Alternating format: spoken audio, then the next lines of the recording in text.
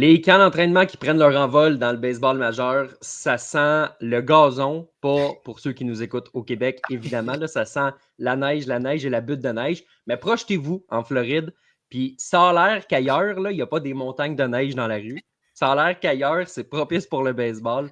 Puis c'est commencé selon les images qu'on voit sur les réseaux sociaux et qui nous font tous un peu rêver. Et cette semaine, au podcast de Passion MLB, ben, on est là pour en parler.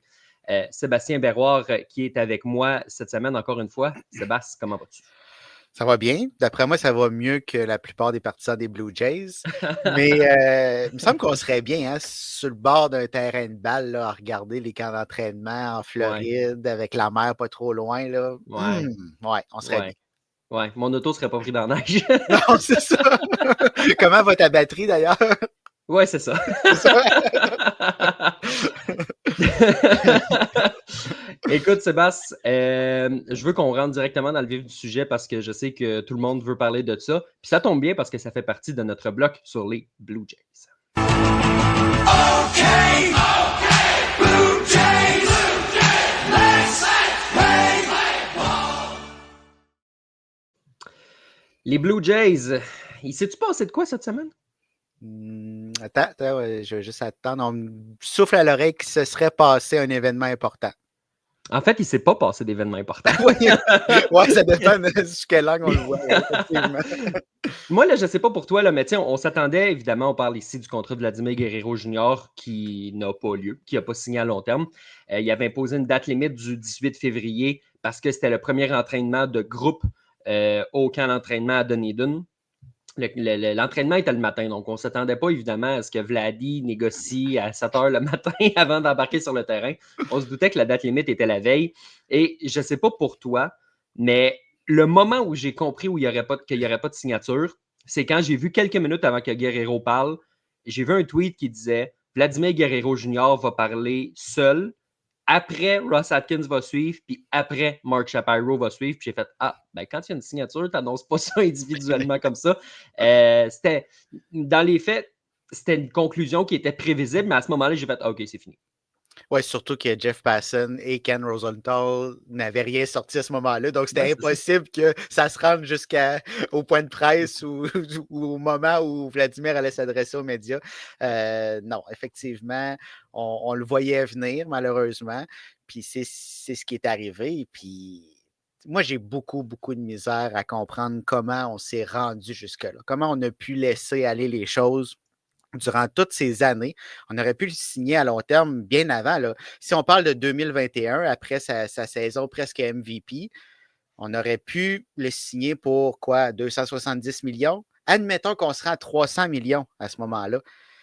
Imagine la différence entre ce montant d'argent-là et les peut-être 500 millions que Vladimir demande aujourd'hui. Donc, vraiment, là, on a échappé ce dossier-là chez les Blue Jays, puis on se retrouve avec la situation actuelle où on est dans le trouble. Je sais que les dirigeants des Blue Jays aiment dire qu'il n'y a pas de proche ou pas proche, c'est on l'a eu ou on ne l'a pas eu, mais on s'entend que si tu es proche, tu ne dis pas ça, ben si tu es proche, tu trouves une façon de t'entendre. Ils n'étaient pas proches, les Blue Jays et Vladimir Guerrero Jr.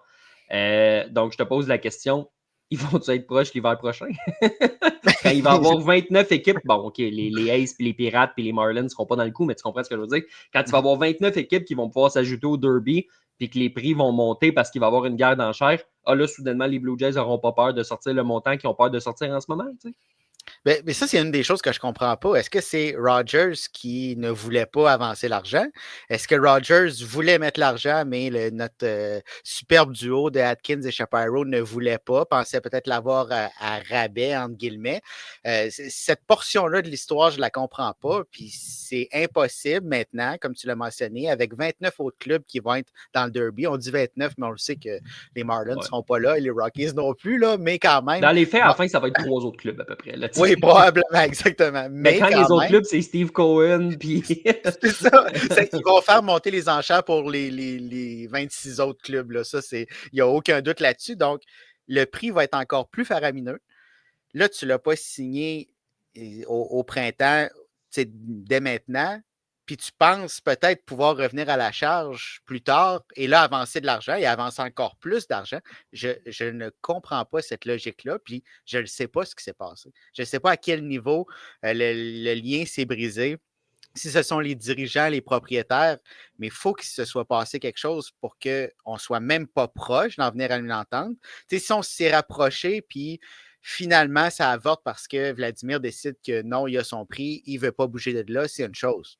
Si on n'est pas proche, ça veut-tu dire qu'on n'a pas fait d'effort pour garder Vladimir à Toronto? La question est bonne. Puis, tu sais, moi, ce que je pense aussi là-dedans, c'est que un joueur veut se sentir apprécié. Puis, en ce moment, là, il ne doit pas avoir le goût de regarder Ross Atkins puis d'y faire un gros high five puis un gros câlin. Même chose pour Shapiro. Peut-être que je me trompe, mais tu sais, probablement que la façon dont les discussions ont l'air de s'être terminées, d'après moi, il y a un certain froid qui existe avec la direction qui n'existera pas sur le marché s'il va jaser à Brian Cashman, s'il va jaser à Craig Breslow, s'il va jaser à David Stearns ou peu importe le nom du DG, président que tu voudras me nommer. Ça m'inspire comme un peu la question, les Blue Jays sont-ils mieux de changer de président puis de DG pour avoir une chance? Parce que là, si tu n'as plus cette relation-là, ben, tu arrives avec une nouvelle administration, comme c'est le cas pour lui avec les autres équipes sur le marché, mais dans un marché que lui il connaît, c'est-à-dire celui de Toronto, puis un marché que jusqu'à preuve du contraire, on n'a pas de raison de douter qu'il aime jouer à Toronto. C'est au deuxième étage le problème en ce moment. Oui, puis le problème vient peut-être aussi de la session d'arbitrage qui a eu lieu par le passé. Je suis sûr et certain que ça a laissé des traces. Service aussi, là, en Est-ce que ça a 2019. comme coupé? Je disais, tu sais, oui, l'arbitrage, mais la manipulation du temps de service en Oui, 2019 aussi.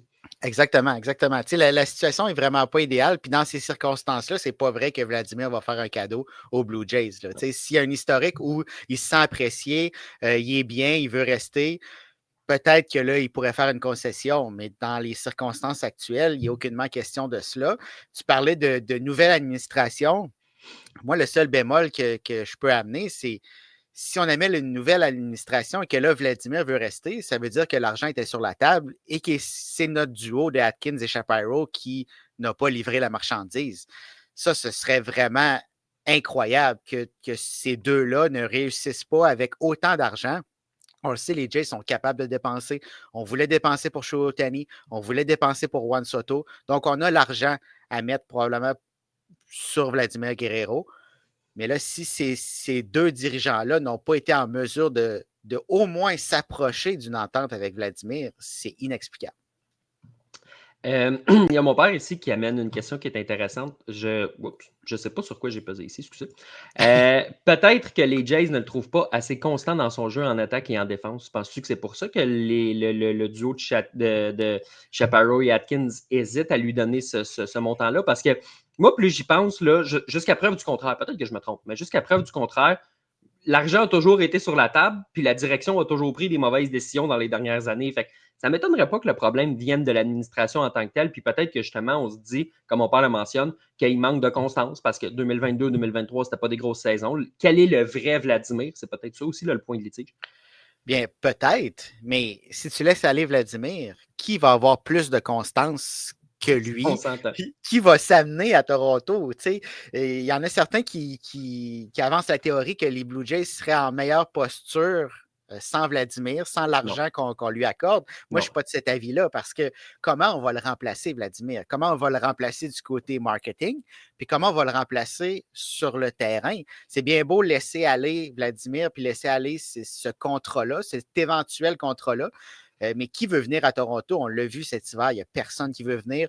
On a fait venir Anthony Santander en lui faisant miroiter que Vladimir allait être là à long terme. Ce n'est pas le cas. Donc, qui va venir dans cette équipe-là qui probablement va être en reconstruction, en transition du moins pour quelques années?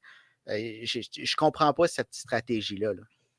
Puis tu fais bien de le mentionner parce que si personne n'a voulu venir dans les 2 dernières années, quand Vlad était là, je te posais la question il y a quelques semaines, tu signerais-tu, toi, à Toronto dans ces circonstances-là? Je te repose la question, puis je connais ta réponse. Signerais-tu à Toronto sans Vladimir Guerrero Jr.?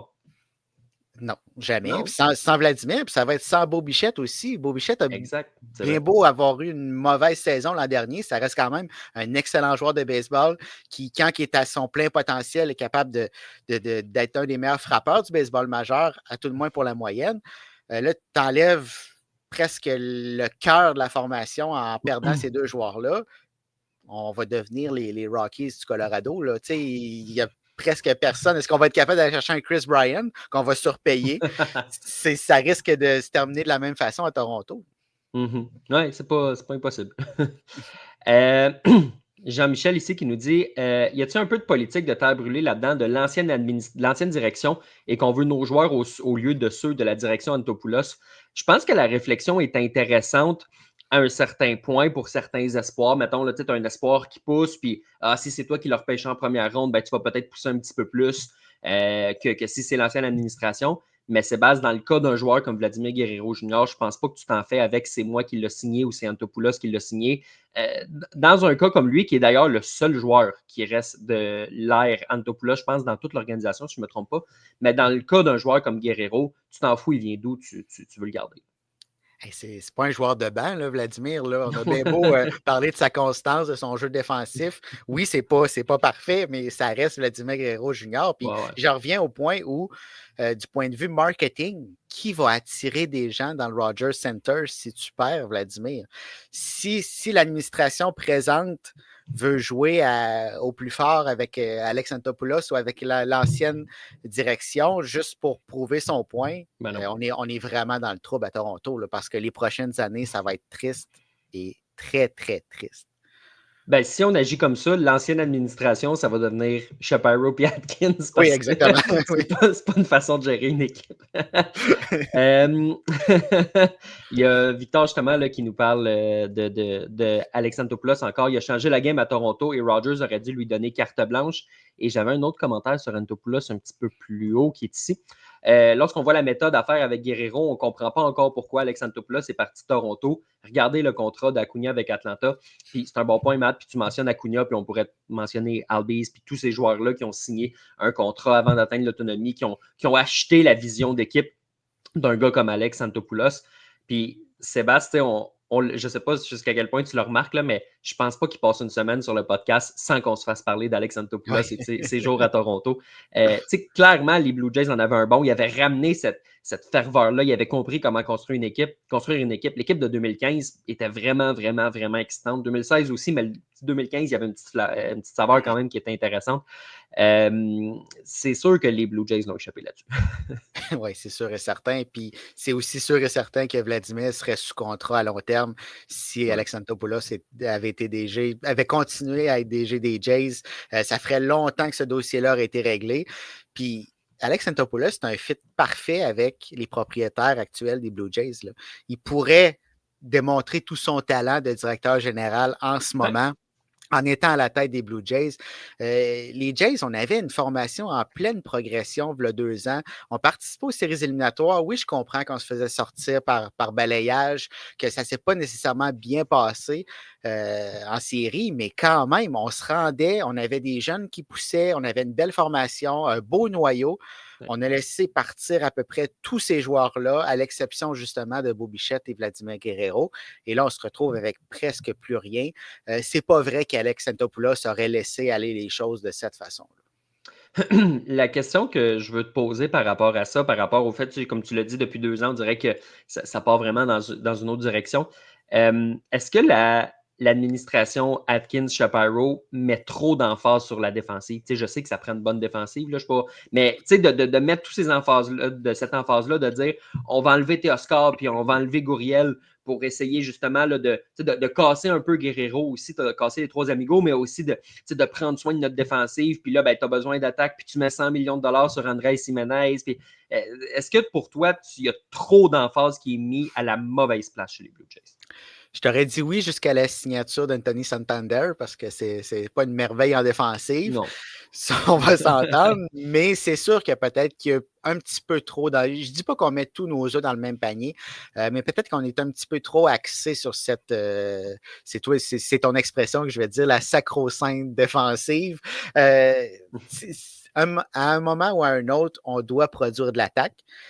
Puis on l'a vu l'an dernier, là, ça a été très, très difficile, à l'exception de Vladimir, surtout en deuxième moitié. Ouais. Là, si on perd Vladimir, là, c'est qui va produire des points pour les Blue Jays de Toronto? Puis quand je parle de produire, là, ça sous-entend qu'il y a quelqu'un qui va se rendre sur les sentiers avant lui. Là. Fait que pour ces deux aspects du jeu, là, on va être dans le trouble, là, parce qu'on perd Beau Bichette et on perd Vladimir Guerrero. Absolument, absolument. On a Victor ici qui nous dit qu'il y a beaucoup d'incompétences dans ce dossier. Oui, par la force des choses, avec la façon dont ça s'est passé dans le dossier de Guerrero.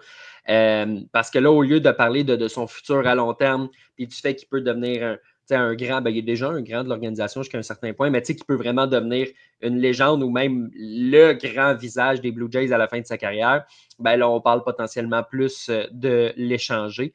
Comme Jean-Michel nous le mentionne, les Blue Jays pourraient toujours échanger Guerrero Junior.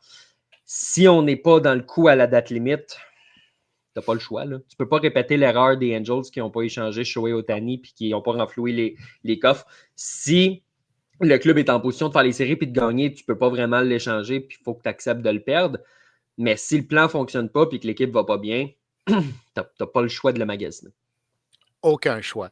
Puis, à mon avis, c'est la seule façon que cette administration, que ces dirigeants-là peuvent sauver leur peau, c'est de transiger Vladimir à la date limite des transactions et de le ramener par un miracle quelconque durant la saison morte prochaine.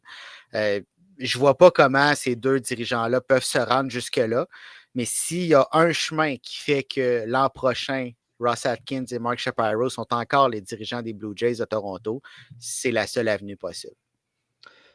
Question de Jean-François que j'ai envie de te poser ici. Quel serait le retour possible pour Vladimir? Parce que les Blue Jays ne l'échangeront pas contre rien du tout. J'ai l'impression que, personnellement, dis-moi ce que tu en penses, mais regarde ce que les Yankees ont donné pour Juan Soto, puis enlève un petit peu parce que c'est une demi-année, pas une année complète, puis parce que Guerrero Junior n'est pas Soto non plus. Mais j'ai l'impression que ce serait probablement un retour un peu en deçà de ce que les Yankees ont donné pour Soto. Oui, c'est exactement là où je m'en allais. Par contre, si on regarde cette transaction-là, je pense que les Yankees ont vraiment été gagnants. Oui, on a donné quelques éléments importants, dont Michael King, mais est-ce qu'il va y avoir un Michael King dans une transaction qui impliquerait Vladimir Guerrero Jr.? Je ne le sais pas. Est-ce qu'on se dirigerait peut-être plus vers des prospects parce que même si on échange Vladimir, on le sait que ce ne sera pas l'an prochain que les Blue Jays vont gagner la Série mondiale. Donc oui, le package de départ pourrait ressembler à celui de Juan Soto, mais peut-être qu'on pourrait jouer avec certaines pièces pour y aller peut-être plus vers le futur parce que les Padres avaient quand même besoin d'éléments qui pouvaient jouer dans le baseball majeur tout de suite. Ce ne sera peut-être pas le cas des Jays si on l'échange cette année. Moi, si je suis les Blue Jays puis que je suis dans cette situation-là, je passe un appel puis je m'attends à un nom, mais dis-moi ce que tu en penses. J'appelle les Giants de San Francisco à la date limite des transactions puis je leur dis, écoute, vous n'avez pas personne qui veut venir jouer pour vous à long terme. Va chercher un cogneur comme ça qui va quasiment te rappeler Barry Bonds tellement vous n'avez pas eu de frappeur dans les dernières années. Finis l'année avec lui. Ça va te permettre de pouvoir rivaliser avec les gros clubs de ta division, dont les Dodgers. Ça va pimenter cette rivalité-là. Puis moi, en échange, je te demande Bryce Eldridge, qui est un jeune joueur de premier coussin qui peut jouer dans le champ extérieur aussi, qui est très, très, très prometteur, meilleur espoir de l'équipe. Puis je te demande un jeune lanceur. C'est sûr que Buster Posey va dire mon Dieu, je ne vais pas mon futur à ce point-là pour une demi-saison. Mais moi, si je suis les Blue Jays, je m'essaye. Puis en plus, je l'envoie dans la nationale. Puis s'il aime ça, il reste dans l'ouest de la nationale. Puis on ne te reverra plus jamais. Puis ce sera correct. Je pense qu'il va y avoir quelques possibilités comme ça. Mais rendu là, ça va être le fun aussi de jouer au jeu des. Tu t'en vas où, là? Ah, certainement, certainement. Imagine-toi le mois de juillet, qu'on sent que les Jays ne sont pas vraiment dans la course, puis qu'on va arriver à ce point-là, là, ça va être extraordinaire. Ouais. de là à voir les Giants bouger de cette façon-là pour une demi-saison de Vladimir, en sachant très bien qu'on a les Dodgers dans notre division, qu'on a les Mets qu'on sait qu'ils vont être là, qui risquent de se rendre en série de championnat. Il ne faut pas oublier les Braves avec Ronald Acuna en santé, les Phillies qui ont de l'expérience. Est-ce qu'on va faire ce genre de transaction-là qui risque de nous coûter très cher dans l'avenir? Je ne suis pas sûr, mais c'est sûr que du côté des Jays, on doit s'essayer, puis on va s'essayer avec tout ce qui bouge, tout ce qui va avoir une chance, une petite chance de s'intéresser à Vladimir pour les derniers mois de la saison. Rappelle-toi, en 2017-2018, quand Manny Machado était en fin de contrat, c'était 2018.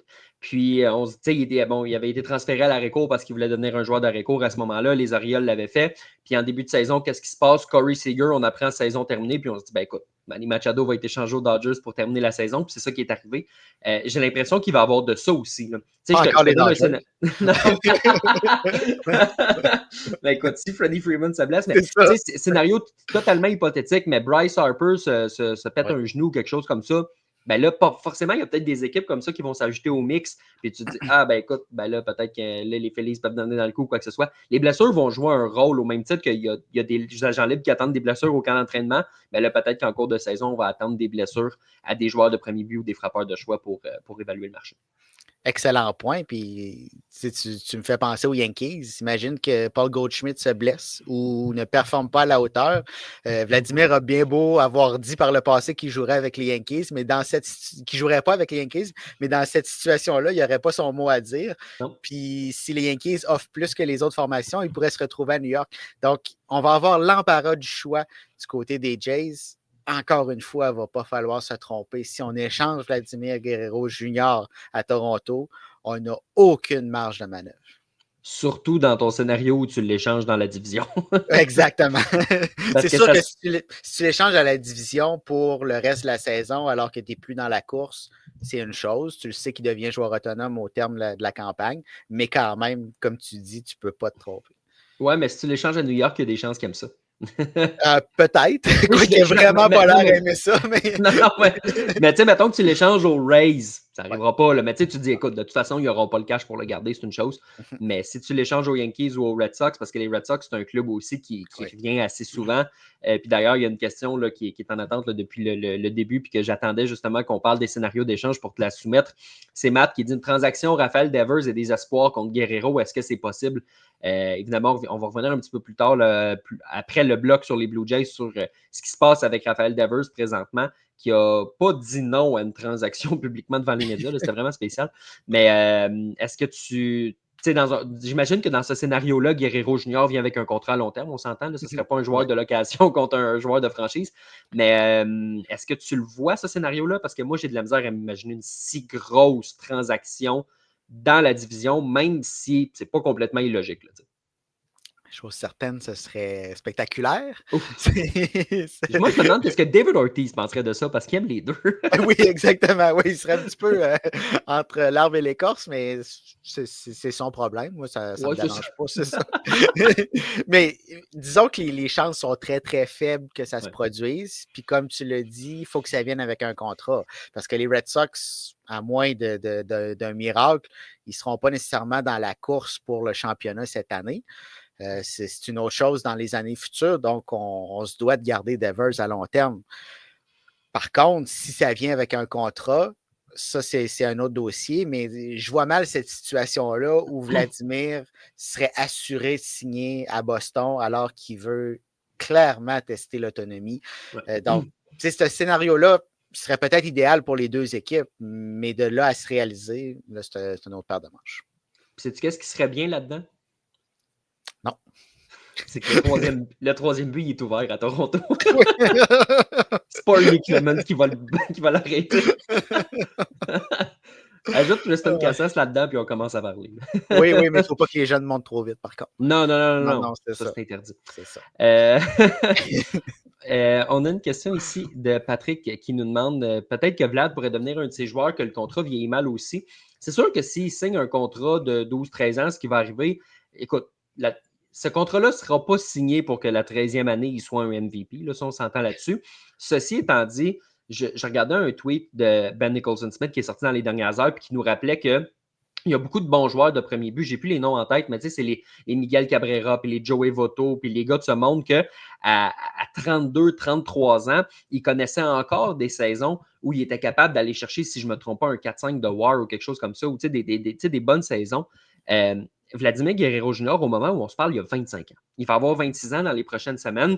Il va signer son contrat pour sa saison de 27 ans. Fait que 27, 28, 29, 30, 31, 32, 33. Il reste encore un 6, 7, 8 ans à partir du moment où il va signer son contrat, où il est capable, s'il suit une tangente normale, disons-le comme ça, dans le baseball majeur, où il est capable d'aller chercher quand même des grosses saisons. Fait que si tu signes un contrat de 12 ans et qu'il y en a 8 bonnes puis 4 mauvaises, c'est correct.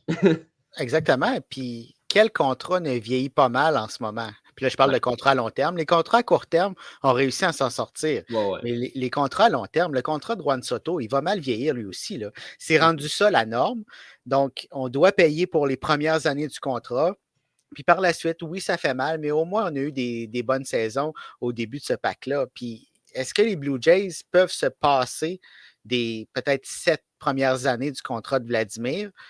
Même si les 5 dernières vont être un petit peu plus difficiles, je pense pas. Je pense pas qu'on va récupérer cet argent-là, même si c'est un mauvais contrat à long terme, si on perd les services de Vladimir.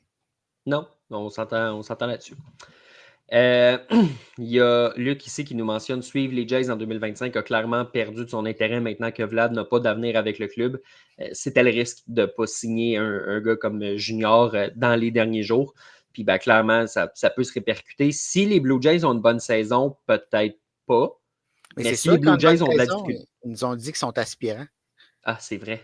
Ça fait que c'est réglé. Là. Mais j'avais oublié parce que tu as raison. Merci de me rappeler que les paroles officielles, c'est toujours vrai. Oui, toujours. Fait que, toujours. faut prendre Puis ça vraiment pour du cash, là, ce que Vlad n'a pas fait surtout prendre quand le ça cash. vient de la bouche de Ross Atkins. Oui. Oui. Oui. C'est quoi le terme que tu as utilisé dans un texte cette semaine? Diarrhée verbale. Oui, c'est ça. Oui. J'ai bien aimé ça. Oui. J'ai quasiment autant aimé ça que nos anges dans nos campagnes. Oui. mais moi, je ne sais pas qu'est-ce qui est le plus fun entre une conférence de presse de Ross Atkins ou une gastro. Je n'ai pas encore déterminé lequel était le plus plaisant. Écoute, après ta première option, je ne savais pas c'était quoi la deuxième. J'allais choisir la deuxième.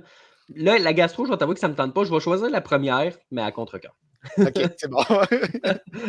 Non, mais c'est juste pour dire que c'est souvent des paroles vides de sens. Qui, on met la cassette, on part, puis on y va avec ça. On apprend rarement quelque chose. C'est dommage parce que on ne sait pas vraiment ce qui se passe, puis on n'est pas capable de comprendre l'ensemble des choses. Puis je comprends très bien que l'organisation veut garder des choses privées, puis c'est bien normal. Mais je pense qu'il y a une marge entre les deux. Puis présentement, chez les fans des Jays, on est dans l'incompréhension.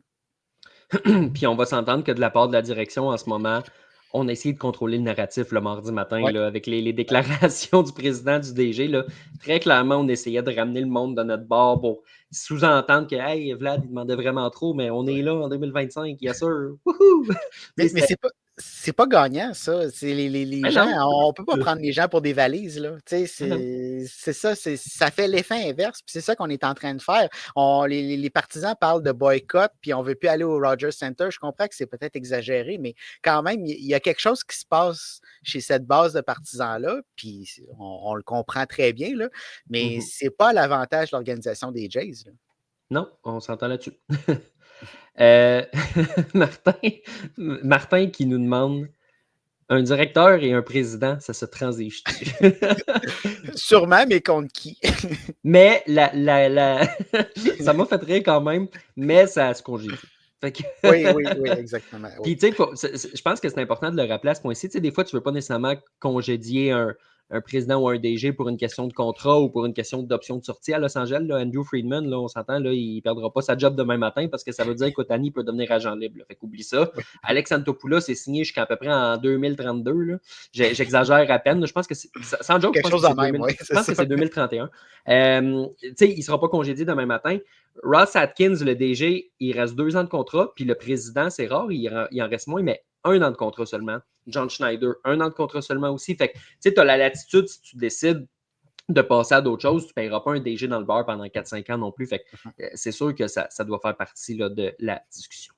Puis si on le fait pour vrai. Tu as nommé les 3 noms, il faut que les 3 partent. Là. Ouais. C'est... James Click, là, qui est adjoint là, à Toronto Ouais. depuis 1 an, toi, est-ce que tu lui donnerais une promotion ou Ben, il faudrait voir ce qui se passe à l'interne, son rôle, puis comment ça se passe, quel est son impact. Mais à ce que je sache, son dossier est un petit peu plus étoffé que notre duo habituel. Oui, il y a une bague. Exactement. Puis, écoute, mieux que ça, là, il y a une victoire en série. Oui, c'est ça. Oh boy. Mon père qui nous mentionne ici à Atlanta contre Matt Olson et des jeunes joueurs, il pourrait aller rejoindre Alex Antopoulos. Je suis sûr qu'Alex Antopoulos, dans un monde où il n'y a pas Matt Olson, pourrait être intéressé à faire ça. Mais encore là, c'est le même problème qui revient de dire il n'y a pas de contrat à la fin de l'année. Fait que, s'il est échangé, il faut que ce soit avec un contrat, puis clairement, il veut aller comme agent libre. Fait que, j'ai l'impression que s'il y a des transactions, ce ne sera pas pour des équipes comme ça qui échangeraient un gros joueur établi. Là. Ce serait plus un ajout pour la date limite des transactions. Puis tu sais quoi, je ne serais pas étonné qu'une équipe l'ajoute, même s'ils ont déjà un joueur de premier but, en se disant, ben écoute, il alternera comme frappeur de choix. Puis tu sais, ça se fait pour finir l'année, là, 2-3 mois où est-ce que tu alternes un DH, un joueur de premier but, peu importe. Mais Atlanta, tu sais, si Olson se blesse comme joueur de location, peut-être, mais comme transaction à long terme, je ne le vois pas. Non, ben peut-être transaction, oui, mais pas contre Olson. Puis oui, ça prendrait probablement une blessure d'Olson pour qu'on en arrive là. Puis oui, probablement n'importe quelle équipe aurait besoin d'un Vladimir, que ce soit au premier coussin ou comme frappeur de choix. Peut-être pas les Yankees parce qu'on a Giancarlo Stanton, puis rendu en séries éliminatoires, c'est un autre joueur, donc on en a besoin. Mais la plupart des équipes n'ont pas nécessairement un frappeur de choix qui est là à temps plein. Donc, on a une place, on va lui trouver une place parce qu'avoir ce bâton-là dans l'alignement, rendu au mois d'octobre, on n'a pas vu souvent Vladimir évoluer au mois d'octobre, là, mais quand même, je préfère l'avoir dans mon équipe que de l'affronter. Oui, on va s'entendre là-dessus.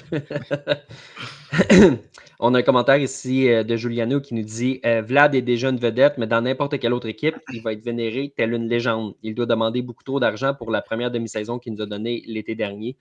Je ne sais pas jusqu'à quel point. Tu sais, en ce moment, il y a le plancher là, à Toronto, c'est son club. Mettons qu'il signe avec les Mets, c'est le club de Soto. Oui. Mettons qu'il signe avec les Yankees, c'est le club de Judge. Oui. S'il signe avec les Red Sox, il est au-dessus de Devers dans la hiérarchie? Pas aux yeux de tout le monde nécessairement, parce qu'il y en a qui vont voir Devers comme le survivant de 2018 et tout. Ouais. Je comprends d'où ce commentaire-là vient, mais je ne sais pas jusqu'à quel point je suis d'accord. Ben, je pense que le plus gros impact en tant que légende, si je reprends les mots, là, c'est à Toronto. C'est là que le plus grand marché à lui seul. C'est le visage de la franchise, c'est lui qui fait vendre des chandails, c'est lui qui amène des gens dans le stade, ce qui ne serait pas nécessairement le cas dans une autre équipe. Ça ne veut pas dire que c'est mauvais. D'avoir un Vladimir qui est dans un rôle peut-être un petit peu plus effacé, puis je le mets entre guillemets parce qu'il n'y a pas nécessairement un rôle effacé, mais qui arriverait avec des joueurs qui sont établis, avec d'autres visages des franchises, ça pourrait changer la donne, mais vraiment, son plus gros impact, c'est à Toronto. Oui, on s'entend que c'est là que.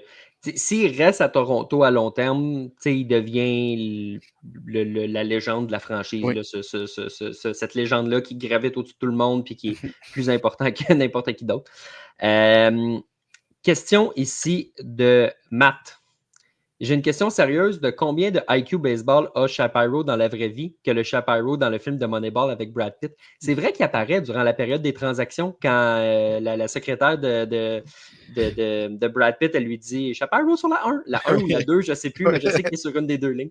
Mais écoute, c'est sûr que c'est des questions qu'en ce moment, jusqu'à un certain point, que les dirigeants, les propriétaires des Blue Jays se posent, peut-être pas en tant que tel combien de IQ baseball, mais justement de se dire c'est encore le bon choix pour la continuité, puis jusqu'à quel point d'avoir un autre aussi. Tu sais, quand Shapiro et Atkins n'ont pas congédié Schneider en disant qu'il n'y avait pas de meilleure option, là. OK. Mais je veux dire, c'est jusqu'à un certain point, c'est ça la démarche. Tu sais, on rit de leur réponse, mais la démarche est la bonne, puis c'est la même chose que les propriétaires doivent se demander, c'est on est-tu capable de faire mieux qu'Atkins et Shapiro? Puis je suis persuadé que la réponse est oui, mais il faut que la réponse des propriétaires soit oui. Ben, c'est là le problème parce que est-ce que Shapiro fait ce que les propriétaires veulent?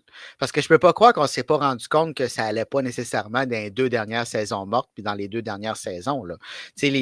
Toutes ces petites choses-là, on a-tu gagné une transaction dernièrement du côté des Jays? Pas vraiment. On n'a signé personne. On n'est pas capable d'attirer personne sur le marché des joueurs autonomes.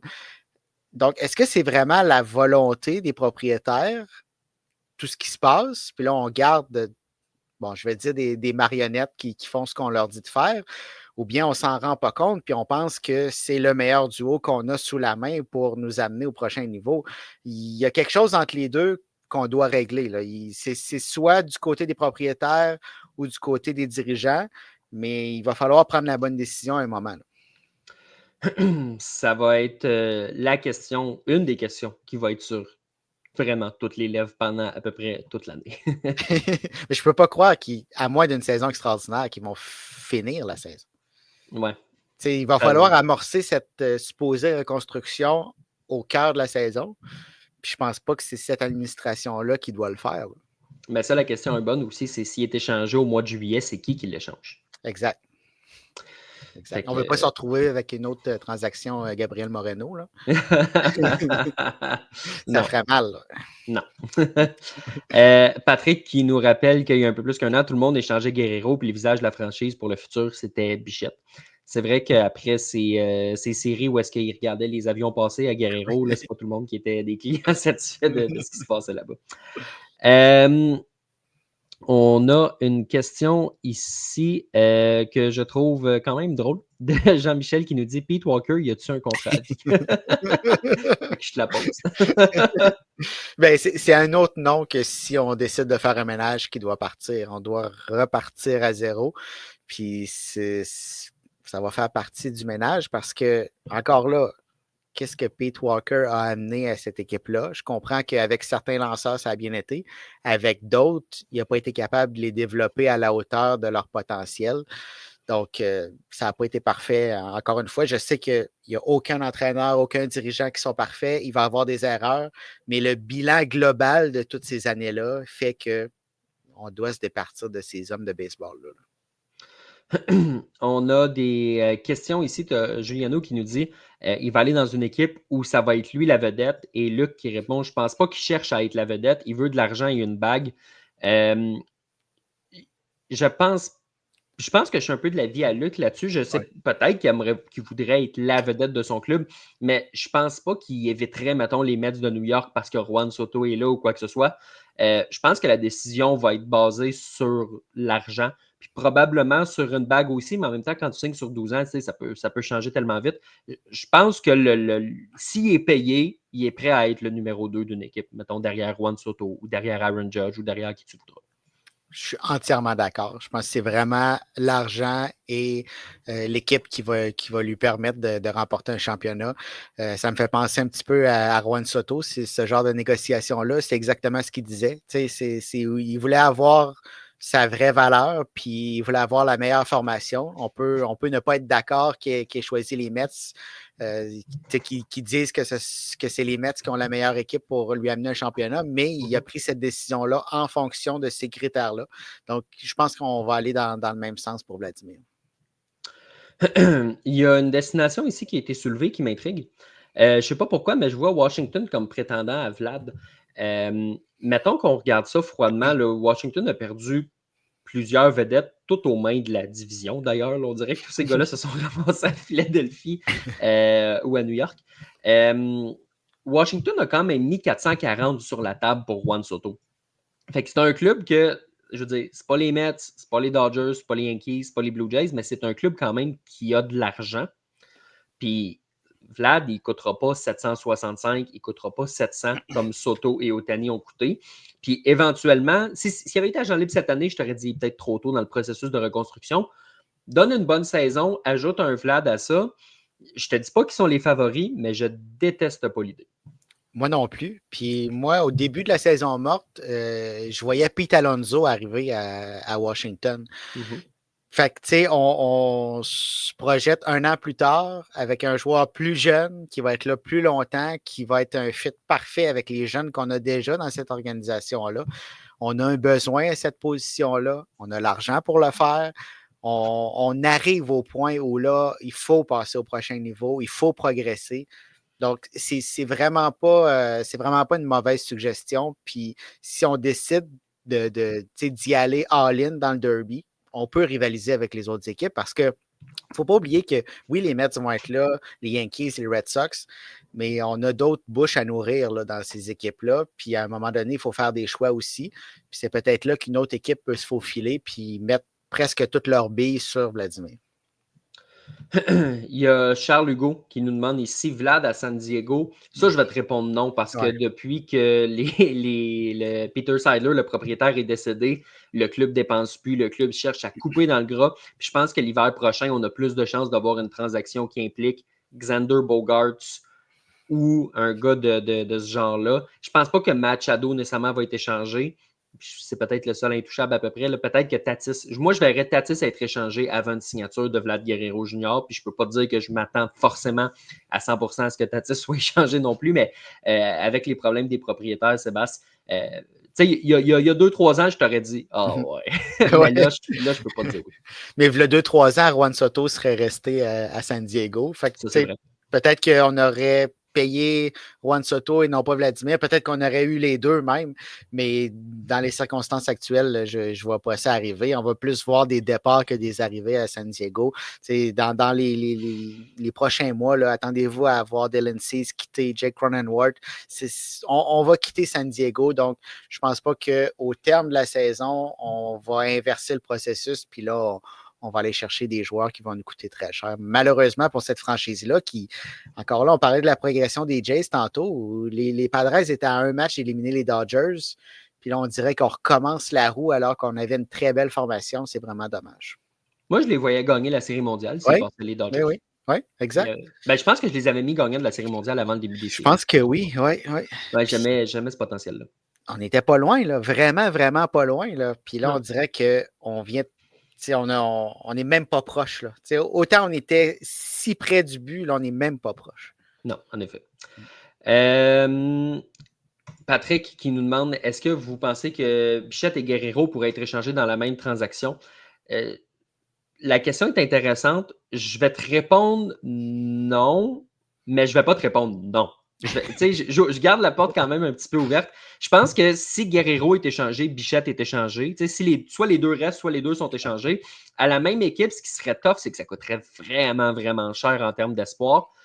Puis, tu sais, Guerrero est à quoi? Il est à 28,5. Bichette avait un contrat de 36 sur 3, fait que c'est à peu près 12 millions par année. C'est un 40 que tu ajoutes à ta masse salariale à ce moment-là. Je trouve que c'est quand même beaucoup. C'est rare qu'une équipe va chercher 2 joueurs vedettes à la date limite des transactions comme ça. Donc, je ne pense pas nécessairement, mais en même temps, c'est sûr que les Blue Jays, peut-être que ce serait à leur avantage d'essayer de faire ça. Parce que si tu réussis à faire ça, là, tu peux convaincre un club de sortir le gros espoir qui ne veut pas toucher juste contre Guerrero. Mais si tu rajoutes un Bichette, à la limite que tu retiens un peu d'argent, tu te dis, tu sais, là, ça peut être intéressant de s'acheter un gros espoir, entre guillemets.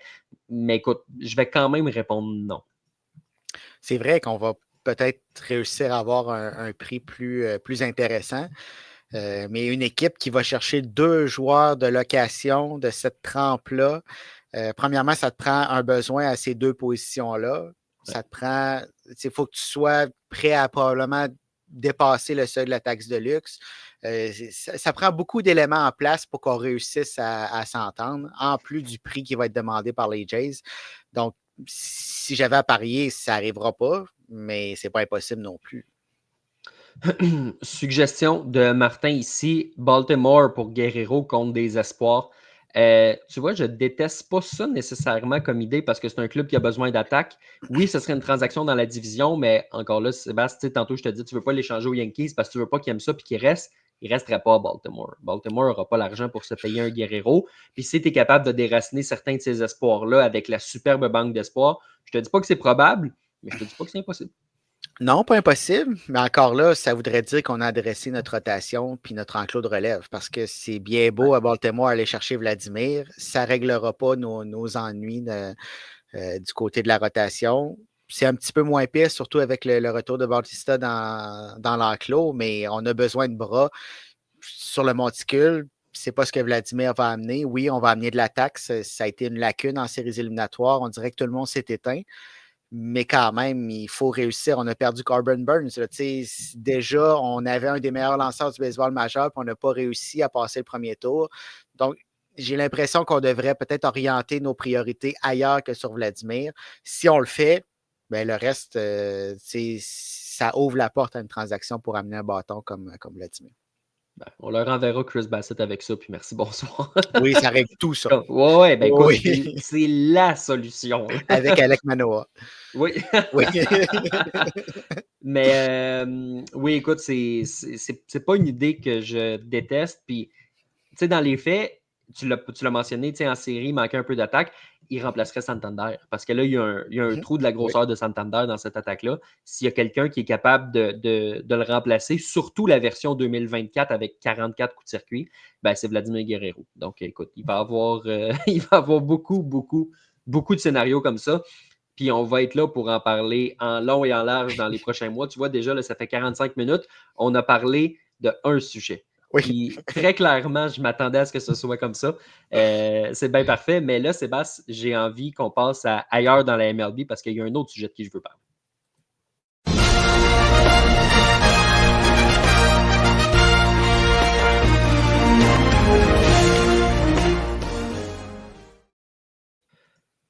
On peut-tu parler de l'attitude de Devers? Oui, on peut Oui. parler de l'attitude de Devers. Écoute, je vais reprendre un terme que Marcus Stroman a utilisé, là, mais les vibes. Là. Oui. Parce que, pour ceux qui n'auraient pas vu, là, lui a décidé de se pointer au camp des Yankees le 14 février parce que les vibes étaient bonnes. Mais les vibes à Boston, ils étaient bonnes. Là. Tu venais de signer un gars comme Alex Bregman, d'ailleurs, genre une demi-heure après qu'on ait fini notre épisode de la semaine passée, C'est le mais fun, ça, ça. c'est un détail. Là, tu as signé un gars comme Bregman, tu as Capitaine Crochet qui se présente au camp pour la première fois pour être ton lanceur numéro 1. Ça faisait un petit bout qu'on l'avait acquis, mais quand même. Et là, les vibes étaient bonnes, ça allait bien à Boston, puis tout le monde était content. Puis là, tu as Scott Voras qui dit écoute, pour une fois, on sent que les Red Sox veulent dépenser. Tout va mieux pour le meilleur des mondes. Les Red Sox sont redevenus les Red Sox. On est capable de repartir la rivalité avec les Yankees un peu. Ça va bien. Et là, Rafael Devers, à lui tout seul, il a tué la vibe au grand complet en disant tu veux-tu partir, tu veux-tu quitter le troisième but pour aller au premier? Non. Si les Red Sox te demandent de le faire, vas-tu le faire? Non. Tu veux-tu aller comme frappeur de choix? Non. Les Red Sox m'ont garanti que j'allais rester comme troisième but quand j'ai signé mon contrat. Je suis un joueur de troisième but. J'ai pas envie de bouger. Et là, les journalistes, ben, coudonc, dans ces conditions-là, tu vas-tu demander une transaction? Ben, je sais pas, j'y ai jamais vraiment pensé. Pardon, j'y ai jamais vraiment pensé. Hey, les 4 noms que tu as dit avant, là, c'est là qu'il y a les champions. Là. C'est à la question tu veux-tu être échangé qui vont ces questions-là. Raphaël Devers m'a vraiment, vraiment, vraiment découragé dans une ère où, Sébastien, nomme-moi un joueur vedette là, dans le baseball et je te nommerai un joueur qui accepte de changer de position. Je te nommerai Aaron Judge qui est allé jouer au champ centre pour faire de la place à Soto puis qui a dit récemment écoute, moi, je frapperais 9e si ça peut aider l'équipe. George Springer, qui n'a jamais joué dans gauche de sa vie, qui va jouer des games dans gauche en 2025. José Altuve, qui prend le gant de Jordan Alvarez, qui est à peu près grand comme lui, au grand complet, pour aller se pratiquer dans le champ gauche. Nolan Arenado, qui serait prêt à jouer au premier. Bon, c'est pour sacrer son camp de Saint-Louis, mais quand même, il y a tellement de joueurs vedettes comme ça qui seraient prêts à changer de position. Et Raphaël Devers, s'il y avait une préférence, je te dirais, OK, correct, il a le droit d'avoir une préférence. Là, c'est pas juste une préférence. Là, très clairement, il est insatisfait. Là, je veux juste te corriger. Tu as dit à lui tout seul, il a tué la vibe des Red Sox, mais il y a son autre grand champion de coéquipier Oui, aussi, Tristan Cassis, qui a oui, contribué. On va y revenir. tu as Mais raison. oui, tu sais, même, tu parlais d'Aaron Judge, la même journée, pas longtemps après, il dit qu'il frapperait 9e si c'était pour Ouais. aider l'équipe. Là, il va jouer dans le droit de cette année. Et tous les grands joueurs, tous les grands leaders, je devrais dire, vont s'adapter, vont faire tout ce qui est en leur possible pour que l'équipe gagne, ce qui n'est pas le cas de Raphaël Devers. Puis là, je vais poser la question, est-ce que tu es surpris? Ben, un peu quand même. Ben, moi, pas tant que ça. Raphaël Devers, ça n'a jamais été le grand joueur d'équipe, là. Tu sais, Non, mais. du point de vue extérieur, là, c'est sûr que je ne suis Mhm. pas dans le vestiaire, je ne suis pas dans l'organisation des Red Sox. Mais tu sais, c'est un gars que quand ça va bien, on le sait, tout va bien. Quand ça va mal, c'est un autre dossier. Puis quand ça va mal du côté défensif, ce qui arrive très souvent, ben là, ça va beaucoup moins bien au bâton, puis la roue qui tourne s'amorce. Puis là, je viens de parler de défensive. Là. Si Raphaël Devers était un joueur étoile défensivement, peut-être qu'il pourrait y aller de déclaration de la sorte.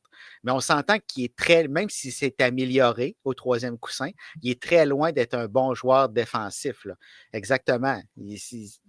Des erreurs en voulez-vous en v'là au troisième but. Puis les Red Sox à l'avant-champ, c'était vraiment pas facile l'an dernier. C'était pas seulement Devers, mais ils contribuaient à cette médiocrité-là. Donc, si tu es en position de faire ce genre de déclaration-là, c'est une chose. Quand tu ne l'es pas, vas-y avec l'équipe. Essaie d'être un joueur d'équipe. Puis même si ce n'est pas ta pensée, vas-y de déclarations qui vont te faire bien paraître devant les médias, qui vont bien faire paraître l'équipe. Puis à l'interne, règle le dossier. Même si les Red Sox lui ont confirmé qu'elle allait être le joueur de troisième but, tu n'es pas obligé d'en parler publiquement. Là. Non, c'est ça. L'expression laver son linge sale en famille, lui, clairement, la famille, c'est la grande famille des Red Sox. Là, c'est les partisans, puis la grande communauté. Là. Écoute, j'étais franchement découragé d'entendre ces commentaires-là. De l'autre côté, tu as Alex Bregman qui dit moi, je vais jouer ou on va me dire de jouer. Je vais te dire qu'à 40 millions de dollars par année, moi aussi, je fermerais peut-être ma Oui, gueule. Là. Mais tu sais, oui, mais c'est ça qu'il faut que tu dises. exactement. Puis tu sais, c'est cette mentalité-là de dire si je m'en vais au deuxième but, puis que c'est ça que mes patrons décident que c'est ça la recette pour qu'on gagne la Série mondiale, ben, je vais le faire. Tu sais, Devers, il l'a pas, puis on s'entend, là. Raphaël Devers, là, c'est pas un bon joueur défensif. Ça fait des années, de toute façon, qu'on parle éventuellement qu'il va aller au premier but parce que c'est pas un bon joueur défensif. Et là, tu as Bregman qui, je te le rappelle, il vient de gagner un gant doré. Là. Il jouait à la même position puis dans la même ligue que Bregman, que Devers. Là. Les deux étaient dans l'américaine, deux étaient au troisième but. C'est le gars de Houston qui l'a gagné, puis c'est pas un hasard parce qu'il était bon l'an passé versus Devers qui ne l'avait pas. Donc ça, j'ai trouvé ça assez spécial à ce niveau-là. Puis tu as parlé aussi là, de Tristan Casas qui, lui, a souhaité que Devers soit au troisième coussin, que Bregman soit au deuxième but. Donc, défend sa vedette. D'un côté, je respecte ça, même si, écoute, je ne suis pas de son avis parce qu'on vient de le dire. Là, Devers n'est pas un bon joueur défensivement. Et après, il parle des trois jeunes joueurs des Red Sox, là, du Big Tree, des jeunes qui s'en viennent. Puis il dit, pour moi, il faut tout qui commence en bas. Moi, ce que je me dis, là, c'est y a-tu peur à sa job, ce gars-là? Parce qu'on a passé l'hiver à vouloir l'échanger du côté Ouais. de Boston. Puis tu le sais comme moi que si Christian Campbell gagne la job au deuxième but, ben ça amène Bregman au 3. Puis ça amène Devers dans le coin du premier. Fait que c'est qui joue au premier, puis c'est qui n'est pas polyvalent, puis qui ne peut pas jouer à d'autres positions? C'est Tristan Casas. Fait que moi, j'ai l'impression qu'il y a peut-être un petit peu d'égoïsme là-dedans. Puis c'est assez flagrant quand tu le mets en comparaison avec Alex Bregman. J'ai lu un texte dans les dernières heures qui disait qu'il a passé 2 heures à parler aux membres du Big Tree, les espoirs, puis apprendre à les connaître, puis leur parler, puis donner du leadership. Puis tu sais, déjà faire en sorte que le 40 millions de dollars par année des Red Sox, ben, ils rentrent dans leur argent parce qu'il est en train de leur donner des connaissances qui sont exceptionnelles de la part d'un vétéran, oui, qui a triché à Houston, mais qui sait comment ça fonctionne dans le baseball majeur. C'est ça qu'on veut de la part d'un vétéran. Pas un Casas qui dit non, les jeunes, je veux pas qu'ils commencent, puis pas un Devers qui dit non, moi, je bouge pas de là. Les gars dans le coin de l'avant-champ à Boston, je suis pas impressionné. Deux excellents leaders. Hein? Si tu veux Ouais. construire une franchise, là, puis avoir des capitaines dans ton équipe, c'est ces deux gars-là. Les deux premiers noms qui te viennent à l'esprit, c'est Raphaël Devers, Tristan Casas. Mais pour répondre à ta question, oui, il a peur pour sa job. Parce que c'est directement relié. Si Devers s'en va au premier but, il s'en va comme frappeur de choix, on s'entend que la porte est proche. On a Yoshida aussi qu'on ne sait pas trop quoi en faire. Est-ce que c'est lui qui va être le frappeur de choix parce qu'on le paye un prix de fou? Donc, oui, il voit les choses aller, puis là, il sent que peut-être que son temps est révolu à Boston, mais même à ça, ce n'est pas une raison pour faire ce genre de déclaration-là. Aide ton cas. Si tu es échangé, augmente ta valeur. Aie l'air d'un leader qui veut aider les jeunes, qui veut les former, les aider. Même si ça fait que tu vas être tassé et qu'éventuellement tu vas être transigé, ça risque de finir comme ça de toute façon. Donc, essaie d'aider ton cas. Puis on dirait que ces deux gars-là n'ont pas compris ce principe-là. Question ici de Giuliano qui nous demande est-ce que Cora aura le leadership de mettre Bregman à la place de Devers et ça va être quoi les conséquences? Parce que ça, c'est un bon point de parler d'Alex Cora parce qu'ultimement, Sébastien, oui, ça va être une décision d'équipe, puis oui, Craig Breslow va être là, puis peut-être que Theo Epstein va donner son avis, mais au final, celui qui va porter le poids de cette décision-là devant les médias, puis qu'il va falloir qu'il l'annonce aux joueurs, ben, c'est celui qu'on a payé il y a une couple de mois pour être le gérant, puis pour rester dans cette chaise-là, et qui est très bon à sa job, c'est Alex Cora. Oui, il va avoir l'odieux de cette tâche-là, mais c'est la meilleure décision. Imagine-toi les Red Sox avec Bregman au 3e, avec Devers au 1er, avec Casas comme frappeur de choix, avec Yoshida assis dans son salon, puis avec un jeune du Big Three qui est au 2e but. On a un excellent avant-champ, là. Puis là, on commence à jaser, puis on a un frappeur de choix en Casas, malgré son excellent leadership, qui va amener son bâton dans l'alignement, qui va faire la différence. Donc, que ce soit une décision qui est peut-être pas populaire, c'est la meilleure décision à prendre. Et il va falloir qu'il la prenne à un moment si on veut rivaliser dans cette section-là avec les équipes de tête. On a des commentaires justement sur la situation. On a un commentaire qui est revenu à 2 reprises. Victor et Matt qui nous mentionnent Alex Rodriguez qui joue au 3e but pour les Yankees parce que Jeter joue à l'arrêt-court. Évidemment, dans la transaction, Rodriguez savait dans quoi il s'embarquait. Ouais. Mais c'est vrai qu'il y a eu une rivalité entre les deux. Est-ce que par la force des choses, il y a peut-être ça qui va s'installer du côté de Boston avec Devers s'il sent que son poste est peut-être un peu en danger? La question peut se poser. Bon, on s'entend qu'il n'y a aucune comparaison possible entre Alex Rodriguez et Rafael Devers. Et Rodriguez est allé jouer au 3e but. Oui, c'est ça. Pour la suite des choses, je pense que Devers, il pourrait prendre son trou, là. Oui, puis Rodriguez et Bregman, ce qu'ils ont en commun, c'est qu'ils arrivent dans une organisation où ils sont meilleurs défensivement que le gars qui pourrait remplacer. Je veux dire, on s'entend que dans un monde optimal, le joueur d'arrêt-court, ça aurait été Rodriguez avec les Yankees. On comprend pourquoi les Bombardiers ne l'ont pas tassé, mais bref, ça, c'est un autre débat. Oui. Puis mon père qui nous mentionne ici, sauf Torres, quand on parle de joueurs qui veulent se... Je pensais pas te parler de Gleber à soir. Hey, il est rendu barbu, lui. Oui, il a une belle barbe à part ça. Là. Oui. C'est fun, la règle des Yankees. Hein? Hey, Devin Williams, là. Oui, non, c'est pas le même gars, hein? C'est pas chic, hein? Hey, lui, il ne signe pas à la fin de l'année, on sait pourquoi. Là.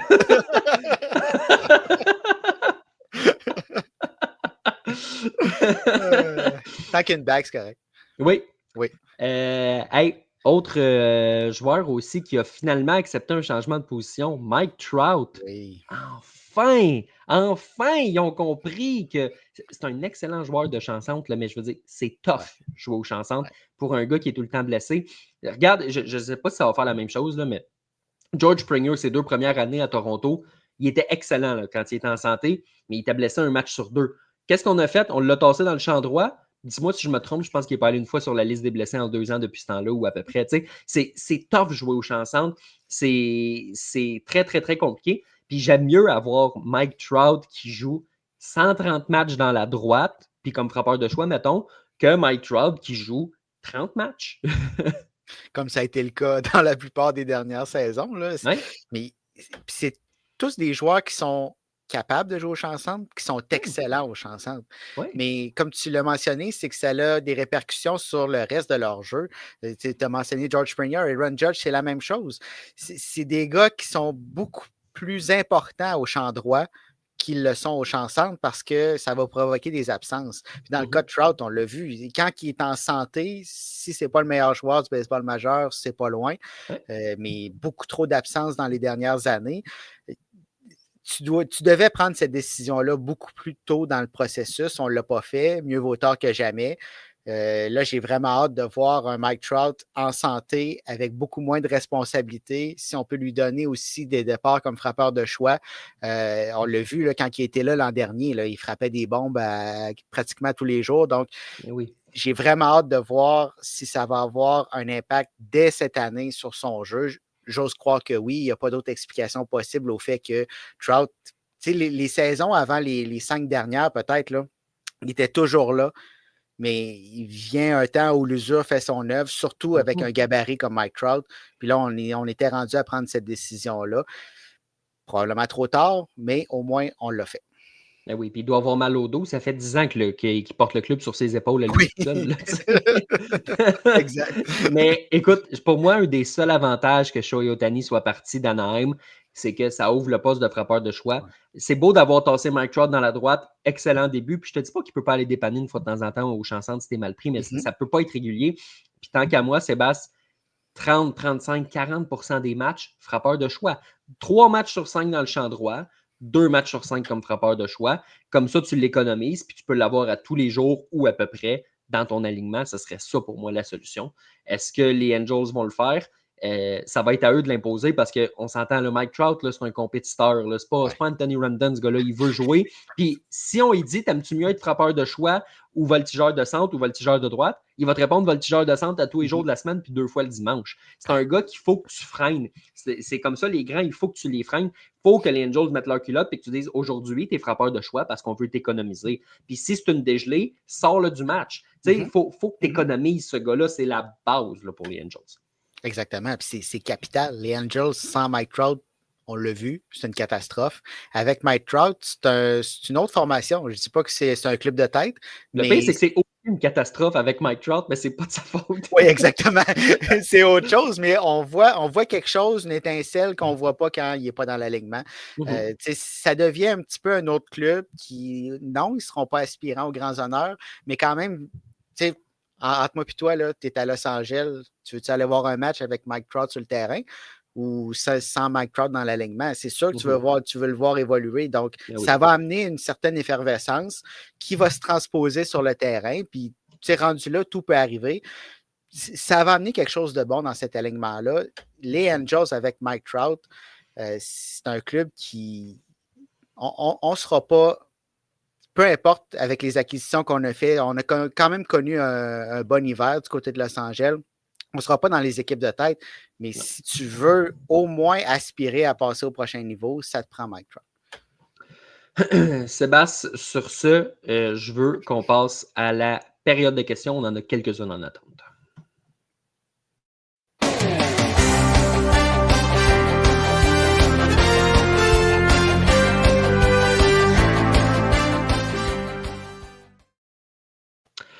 On a une question ici de la part de Sylvain. Les rumeurs veulent que les Padres magasinent Xander Bogaerts. Un retour à Boston, pourquoi pas? Je suis persuadé qu'il aimerait ça. Ceci étant dit, je ne le vois pas. Parce que les Red Sox ont Trevor Story pour les prochaines années. Jusqu'à preuve du contraire, il y a Alex Bregman aussi qui est au milieu de l'avant-champ. Mais surtout, une des raisons pourquoi on n'a pas voulu lui donner ce qu'il voulait, c'est qu'il y a des jeunes qui poussent. Puis tu as Christian Campbell et Marcelo Meyer qui sont 2 joueurs de milieu d'avant-champ qui sont là. Donc, je ne pense pas que dans les circonstances, on va vouloir ajouter l'énorme contrat de Xander Bogaerts quand tu as ces jeunes-là qui poussent. Donc, moi, personnellement, Bogaerts à Boston, je pense que c'est plus un rêve qu'autre chose. Oui, moi aussi, j'abonde dans le même sens.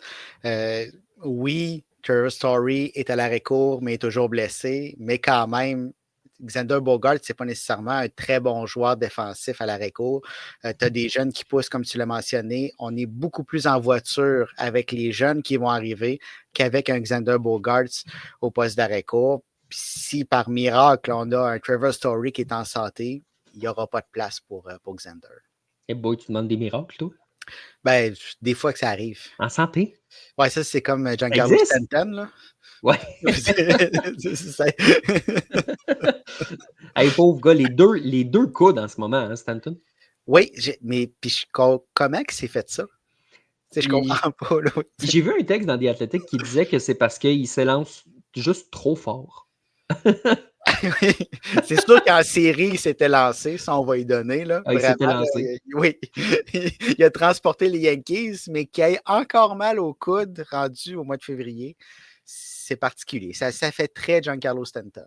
Oui, mais en même temps, si on avait écouté le DG, on le sait, il l'a dit l'an passé qu'il se blesse tout le temps.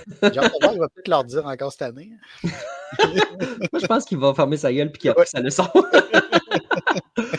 Euh, Jean-Michel qui nous dit, même si vous semblez vraiment convaincu que la direction des Padres va laisser partir plusieurs joueurs, mais est-ce que dans l'ouest de la nationale, est-ce qu'on enterre trop vite les Padres, les Giants et les Diamondbacks pour les séries? Parce que je trouve qu'ils ont des bons joueurs et des bons réseaux de filiales et la capacité de bien travailler avec des joueurs qui sont agents libres de niveau B pour en faire des niveaux A. Je ne pense pas qu'on les enterre trop vite. Puis jusqu'à preuve du contraire, je ne pense pas l'avoir fait non plus. Je n'ai pas fait mes prédictions d'ailleurs. Ça va être dur de se qualifier en série dans la nationale, ça c'est sûr. Les Giants, peut-être qu'ils vont manquer un petit peu de oomph pour se qualifier, mais les Diamondbacks et les Padres, ils vont avoir jusqu'à preuve du contraire une belle équipe. Je ne te dis pas l'équipe de l'année, puis je te dis clairement pas qu'ils sont au niveau sur papier des Dodgers. C'est des belles équipes quand même, les Diamondbacks et les Padres. Surtout les Diamondbacks. Moi, Ouais. je vois vraiment les Diamondbacks Cette se rotation-là, qualifier. là. Oui, ouais, ça va être difficile à affronter. Il n'y Ouais. aura pas de plaisir là quand on va se présenter au bâton. Les Padres, c'est un autre paire de manches parce que pour moi, les 3 équipes de l'Est de la nationale vont se qualifier. Donc, ça laisse seulement une place de meilleur deuxième que j'accorde aux Diamondbacks. Ce ne sera pas facile dans une division où on va affronter les Dodgers. Pas assez à ton goût, là, on peut y revenir encore une fois, mais quand même, il va falloir affronter les Dodgers, il va falloir affronter les Diamondbacks, les Giants. Donc, je ne vois pas vraiment les Padres se faufiler avec les éventuels départs dont on entend parler. Je n'ai pas l'impression qu'on va avoir l'équipe pour se battre jusqu'au bout. Charles Hugo qui nous demande ici, Anthony Rendon aura combien de longues balles cette saison? 0. Moi, je pense, Charles Hugo, que sa carrière est terminée. Ouais. Il est opéré aux hanches et je pense que si jamais il arrive à revenir en santé, ce que je ne suis pas certain, je pense que les Angels vont le couper. Je ne pense pas que quelqu'un d'autre va aller le chercher. Je ne pense pas qu'il va se forcer à 100% pour revenir sur le terrain. Son contrat est garanti. Il reste juste 2 ans de contrat. Je pense qu'on a vu le dernier match d'Anthony Rendon dans le baseball majeur. Donc, je vais être conséquent avec cette réponse-là. Puis je vais te dire 0. Sébastien, je vais tomber sur le cul si tu me donnes une autre réponse que ça. Ah non, ça va être un autre 0 comme dans Ouellette. Ouais. S'il revient, je ne pense pas que ce soit cette année. Donc, déjà en partant, je ne pense pas de le voir sur le terrain des Angels. On a bougé pour combler cette lacune-là. De là à le voir dans les prochaines années, comme tu l'as dit, Charles, il faut faire des efforts pour revenir d'une blessure. Ce n'est pas sa priorité, le baseball, dans sa vie. Il a entièrement le droit, mais de là à se forcer pour revenir à quelque chose qui n'est pas ta priorité, j'ai des gros doutes. Ouais, moi aussi. Question de Martin ici. Mike Trout va-t-il finir sa carrière avec les Angels? La preuve du contraire, j'ai envie de te dire que oui, parce qu'il nous a montré qu'il ne voulait vraiment pas partir. Il a l'air de Sidney Crosby avec les Pingouins. Là. Il a vraiment d'être sur son départ. Il contrôle clairement sa destinée. Puis à ce point-ci, Sébastien, l'autre question aussi, c'est qu'il reste tellement encore un gros contrat. Citer les Phillies, là, on sait que s'il est échangé, il y a des chances que ce soit aux Phillies, là, mais citer les Phillies, tu vas-tu le chercher, Mike Trout, avec ce contrat-là, même si tu retiens du salaire ou quoi que ce soit? J'ai de la difficulté à voir une équipe vouloir son contrat et j'ai de la difficulté à le voir vouloir partir. Fait que pour ces réponses-là, je vais dire que oui, il va finir sa carrière à Los Angeles. Seule chose dans le cas des Phillies, admettons que Mike Trout connaît une saison extraordinaire et que les Angels décident de s'en départir. On n'est pas nécessairement très profond au niveau du champ extérieur. Si on décide que cette année est la bonne, peut-être que ça pourrait survenir. Mais disons que les chances qu'il termine sa carrière avec les Angels sont très fortes. Puis comme tu l'as dit, pour moi aussi, c'est Angels ou Phillies. Je ne vois pas vraiment d'autres avenues possibles pour la fin de la carrière de Trout. Je pense que ça va être un peu le même débat, à la différence que celui que je vais te nommer, il est toujours sans contrat, puis il signe des contrats d'1 an toujours, mais je pense que ça va être un peu comme Clayton Kershaw dans le sens où s'il partait des Dodgers, c'était pour aller à la maison jouer à Arlington avec les Rangers du Texas, mais dans les faits, il jamais, oui, il a jasé un peu, mais il n'est jamais vraiment passé proche de signer avec les Rangers. Ce gars-là est un membre des Dodgers, puis Mike Trout est un membre des Angels. Question de Matt ici. Pourquoi Luis Robert des White Sox n'est pas encore échangé? Les White Sox, ils prennent leur temps pour des transactions. Rappelle-toi, l'an passé, Dylan Cease a été échangé alors que les Padres étaient partis au Japon. C'était vraiment à la toute fin du camp d'entraînement. On a passé l'hiver à parler de ça. Ça prend du temps dans la MLB d'aujourd'hui pour réaliser des transactions. J'ai envie de te dire que, Sébastien, que ça peut arriver à tout moment, mais en même temps, ça peut prendre des semaines, voire des mois aussi. Peut-être que ça va aller à la date limite des transactions, puis On verra. Oui, c'est ça. Puis j'haïs pas la façon dont les White Sox font les choses. On n'est pas pressé. Si on a notre prix, probablement qu'on va bouger. Mais d'avoir Luis Robert dans notre alignement, c'est un plus. Si jamais une équipe est dans le trouble, probablement qu'ils vont payer un peu plus. Je pense qu'on fait les choses de la bonne façon du côté de Chicago pour une rare fois, on va se le dire. Ben, tu sais, écoute, si tu veux perdre plus que 120 matchs comme l'an passé, il faut que tu travailles fort. Là. Fait que Luis Robert, là, bye-bye. Là, Oui, c'est ça. Oui. même si c'est pas lui qui joue le plus, là, à cause de ses blessures, mais en tout cas. On va revenir aux rumeurs de déménagement si ça arrive. Là. Ouais, c'est ça. Nashville, tiens-toi prêt. Là. Oui, c'est ça. Commentaire. Bonne question ici de la part de mon père. Comment se fait-il qu'on n'entend pas parler de David Ross? L'an passé, il avait refusé d'être considéré pour le poste de coach de banc des Yankees après son congédiement surprise parce qu'il voulait, il était encore sous contrat, il n'était pas obligé de se reprendre une job. Là, cette année, je m'attendais peut-être à ce qu'il prenne au moins une job de coach de banc quelque part. Il n'y a même pas eu de rumeur concernant David Ross, c'est spécial. Non, c'est spécial, mais je pense qu'il va en avoir. Un mauvais début de saison pour un club ou quelques clubs. On va commencer à parler de congédier les gérants. Je pense que son nom va continuer à circuler. Puis il faut se rappeler que les Jays n'ont pas trouvé mieux que John Schneider. Là. Ça, c'est vrai. Ben, c'est vrai. C'est vrai qu'ils ont dit ça. La citation est vraie. Oui, le contenant est vrai, pas le contenu. Là, mais il n'y a pas eu beaucoup de gérants congédiés l'an passé. Il a ça à tout prix parce que les White Sox, qui ont eu 121 défaites, congédient leurs gérants. Oui. Puis écoute, de mémoire, il y a les Reds en toute fin de saison. Il y en a-tu eu une autre? Puis tu sais, durant la saison morte, il y a eu 2-3 équipes, dont Skip Shoemaker, qu'on savait depuis le début qu'il s'en allait. Puis même lui, il ne s'est pas retrouvé de job comme gérant. Il s'est trouvé une job de « je vais remplacer Bruce Bochy un jour avec les Rangers ». Ça n'a pas dansé beaucoup. Là. Les équipes n'ont pas congédié leur gérant depuis un an. Contrairement au hockey, où je pense, depuis 2 ans, il y a à peu près 17 entraîneurs qui ont perdu leur emploi. Le baseball, en ce moment, on est dans une tendance qui est totalement inverse. Là. Non, c'est pas la même game.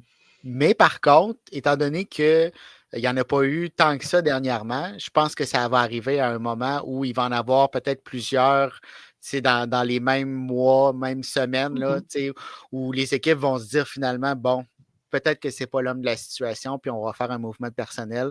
Donc, je pense que ça y va par vague, puis c'est là qu'on va entendre parler de David Ross. Xander Bogaerts chez les Cubs, nous demande Jean-Michel. C'est pas un club qui dépense nécessairement beaucoup. Puis je pense que si on dépense, ça va peut-être être pour essayer de convaincre Kyle Tucker de prolonger son séjour. Vite comme ça, je le vois pas nécessairement avec les Cubs. Quoique, justement, tu parles de Kyle Tucker. Si tu vas chercher Kyle Tucker, il faut que tu gagnes quelque chose. Il faut que qu'il se passe quelque chose à Chicago avec Tucker dans l'alignement où il reste seulement une année de contrat. Donc, si jamais Bogaerts devient la pièce qui te manque, peut-être que ça pourrait arriver. Puis, oui, ça va te coûter cher. Oui, c'est pas nécessairement un excellent contrat, mais tu dois provoquer quelque chose. Tu ne dois pas avoir fait la transaction Tucker pour absolument rien au final dans une division qui est très, très, très ouverte. Là. Sais-tu où je le vois peut-être, Xander Bogaerts? Non. Avec les Phillies. Pour jouer au deuxième but, peut-être éventuellement, mais les Phillies, c'est un club qui n'a pas peur d'ajouter. Dombrowski, c'est un gars qui n'a pas peur d'ajouter, de prendre des gros contrats. Je ne sais pas. On dirait que c'est un club qui est capable d'aller chercher peut-être les Blue Jays pour remplacer éventuellement Beau Bichette. Là, sont peut-être assez drôles, disons-le comme ça, pour prendre ce contrat-là, mais on dirait que je le vois à Philadelphie. Oui, surtout qu'on a eu quelques déceptions par les années passées. On veut gagner. Un gars qui a déjà gagné par le passé. Exactement. On a les vétérans en place pour gagner. On a l'expérience. Si jamais il nous manque un gars comme ça, je pense qu'on a besoin quand même de peut-être plus d'aide au champ extérieur, mais quand même d'ajouter un Bogaerts dans cette équipe-là, ça peut faire une différence. Renvoie Bryce Harper dans le champ puis ça résout le problème. Bogaerts au premier. Oui, c'est ça. On parle d'un club qui le prendrait comme Bogaerts, mais que jamais en 100 ans, ils vont mettre cet argent-là. Là, mais les Mariners, les Mariners pourraient-ils aller chercher des frappeurs pour mieux entourer Julio Rodriguez? Oui, il faut qu'ils aillent chercher des frappeurs. Puis je suis sûr que Jerry Dipoto, il rêve d'aller chercher des frappeurs.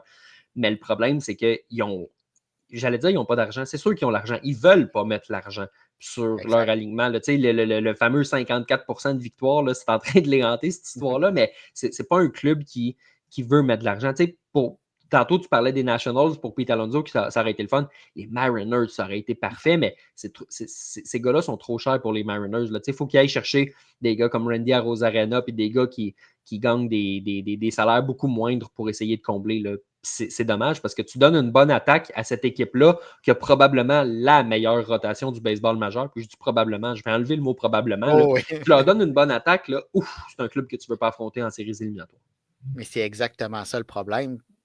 Ils doivent le faire par voie de transaction parce qu'il n'y a personne qui va aller jouer là. On dirait que c'est un cimetière à frappeurs. Dès qu'un frappeur arrive à Seattle, sa carrière est en déclin. Donc, personne ne veut signer avec les Mariners. Donc, tu dois les acquérir via le marché des transactions. Ce qui fait quand même du sens pour Bogaerts, à l'exception de son salaire, bien sûr, comme tu l'as dit. C'est là qu'on a un petit problème qui risque de faire que ça n'arrivera pas. Les Mariners doivent trouver un moyen d'ajouter de l'attaque. Est-ce que Bogaerts changerait la donne vraiment pour eux? Je ne suis pas sûr, surtout avec son salaire. Donc, on doit se tourner justement avec des noms comme Arozarena, pardon, des joueurs qui coûtent un petit peu moins cher, qui font le même travail. Donc, ça serait quand même surprenant quand Bogaerts s'atterrisse à Seattle. On s'entend, j'y crois pas du tout. Là. Je l'ai juste dit parce qu'il comblerait un besoin, puis parce qu'on parlait de lui, mais il n'y a aucune chance qu'il y ait à Seattle. Non, mais c'est ça, mais l'idée n'est pas mauvaise parce que ça doit se faire par le marché des transactions. Question ici de Patrick. Vos prédictions MVP nationales et américaines. Je ne sais pas, toi, je ne me suis pas encore prêté au jeu des prédictions, donc ce n'est pas des prédictions officielles que j'ai. Pour l'histoire, ce serait drôle que Vlad gagne MVP de la Ligue américaine. Hein? Ça serait vraiment drôle, oui, effectivement. Puis, watch out le contrat par la suite. Là. Ouais, là, les Jays vont être sortis de la course. Oui, c'est ça. Écoute, dans les dernières années, là, Aaron Judge et Shohei Ohtani l'ont gagné excessivement souvent. Je pense que, tu sais, je ne te dis pas nécessairement que c'est ma prédiction, mais je vais te dire ceci. S'ils ont une saison qui s'approche de quelque chose de MVP, ils vont avoir le bénéfice du doute puis ils risquent d'aller le chercher. Là. Aaron Judge, il l'a gagné à 2 reprises. C'est le seul qui a battu Ohtani depuis 4 ans. Ohtani l'a gagné 3 fois dans les 4 dernières années, puis la seule fois, c'était la grosse saison de Judge. Puis Judge a profité du fait que Ohtani est parti dans la nationale pour leur gagner une deuxième fois. Ces gars-là gagnent quand ils peuvent. Par la force des choses, ça va être les favoris. Là. C'est plate un peu, mais c'est ça pareil. Oui, c'est ça. Puis s'ils répètent leurs exploits ou s'ils s'approchent de leurs exploits des dernières années, comme tu l'as dit, ça va prendre une saison exceptionnelle pour déloger ces deux gars-là qui sont capables de répéter s'ils restent en santé, bien sûr. Matt, il nous propose le nom de Paul Skeens. Pourquoi pas? Pourquoi pas? Pourquoi pas? Cy Young, certainement. Encore là, s'il demeure en santé, mais pourquoi pas? T'sais, les Pirates vont aller où Paul Skeens va les amener. Donc, la définition de MVP, c'est pas mal ça, là, même si on ne l'applique pas toujours. Là. Un qui le mériterait de gagner, c'est Bobby Witt Jr. On dirait que il est sur une bonne trajectoire. Puis lui, si ce n'était pas Darren Judge cette année, as-tu fini deuxième, Bobby Witt? Deuxième, oui. Devant Soto, hein? Je pense que oui. Oui, puis c'était Gunnar Anderson 4. Ça se peut que ce soit un jeune d'arrêt. Ça se peut que Gunnar Anderson aussi se lève. Mais Bobby Witt Jr., j'aimerais ça. Oui. Encore là, ce ne sera pas facile à cause d'Aaron Judge. Non. Mais si Aaron Judge n'est pas à l'abri d'une blessure non plus, donc ça pourrait ouvrir la porte à Bobby Witt. Puis, on parlait de joueurs qui amènent son équipe. Bobby Witt amène les Royals où il veut. Oui, absolument. À quand un retour au jeu pour Ronald Acuna Jr.? Je l'ai vu frapper dans une pratique au bâton, mais pour jouer régulièrement en tant que tel. Quand est-ce qu'il va revenir, Acuna? On va savoir plus vers la fin du camp d'entraînement. Il ne jouera aucun match durant le camp d'entraînement. Donc, comment sa réhabilitation va se faire dans les prochaines semaines va déterminer son retour au jeu. Mais il est en avance sur son ancienne blessure, elle aussi au genou. Donc, ça va bien, mais il faut attendre. Puis, on va être très, très prudent avec Ronald Acuna Jr. chez les Braves parce qu'on en a besoin et ça change complètement le club. Puis, il ne faut pas s'attendre à une saison comme celle de 2023. Il faut s'attendre à une saison comme celle de 2022 en ce sens, peut-être un peu mieux parce qu'il va revenir avant, mais il ne volera pas 70 buts. Là, Oh, que non. on va le ménager. Là, peut-être qu'en 2026, il va voler 70 buts, mais pas cette année. Mais il a dit lui-même qu'il allait prendre ça relax sur les sentiers. Là. Il n'y a pas le choix. Il n'y a pas le choix. Oui. Il y a Martin ici qui nous propose comme MVP Jackson Merrill chez les Padres. Je déteste pas ça. Non, je déteste pas ça.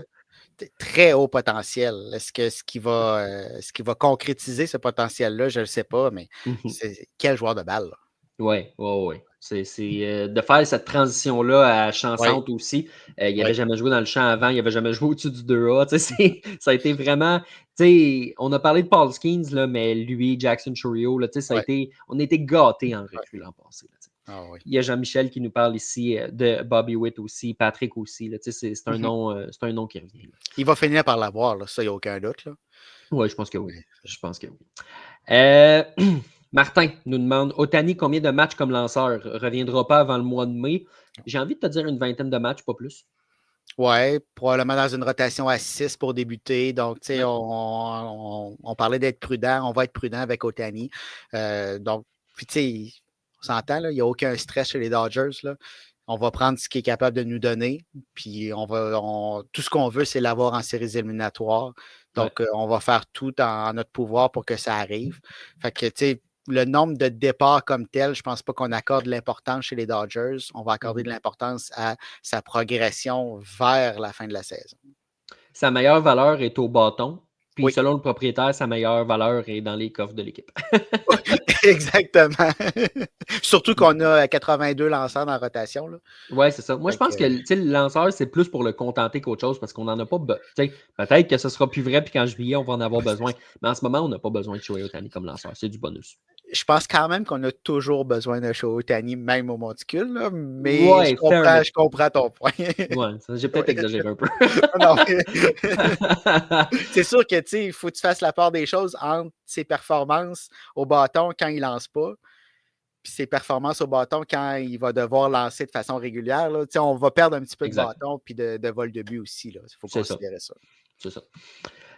Matt qui nous demande à quand une signature de contrat pour Kyle Tucker l'hiver prochain. Je ne m'attends pas à ce qu'il signe durant la saison. Il va devenir agent libre. Je ne m'attends pas à ce qu'il signe avec les Cubs d'ailleurs.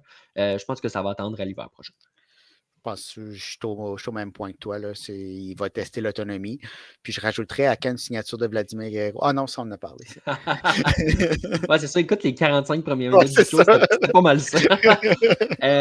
D'ailleurs, j'ai vu la question passer aujourd'hui. Je vais te la soulever. Qui va avoir le plus gros contrat l'hiver prochain? Vlad ou Kyle Tucker? Je pense que ça va être Vlad. Ouais. Je pense que le marché de Kyle Tucker va être plus gros parce que c'est un voltigeur puis il est plus. Au premier but, ça va être plus compliqué. Mais le plus gros contrat va être Vlad. Oui, tu sais, plus jeune, je pense vraiment que ce que Vlad va amener, puis sans rien enlever à Kyle Tucker, va être plus important, donc va valoir plus pour une franchise de la MLB que Kyle Tucker. Oui, je pense que oui. Puis il y a le nom aussi, il y a un nom du temple de la renommée, là, ça aide. Oui, exact. Brandon Doyle, qui est un joueur chez les Rockies dont on parle très peu, peut-il prétendre à mieux? Il y a quand même 2 gants dorés au champ centre, 2 saisons de suite. C'est sûr que le fait de jouer au Colorado joue contre lui, mais c'est un beau joueur de balle là, quand même. Exactement. Prétendre à mieux, la plupart des joueurs des Rockies peuvent prétendre à mieux.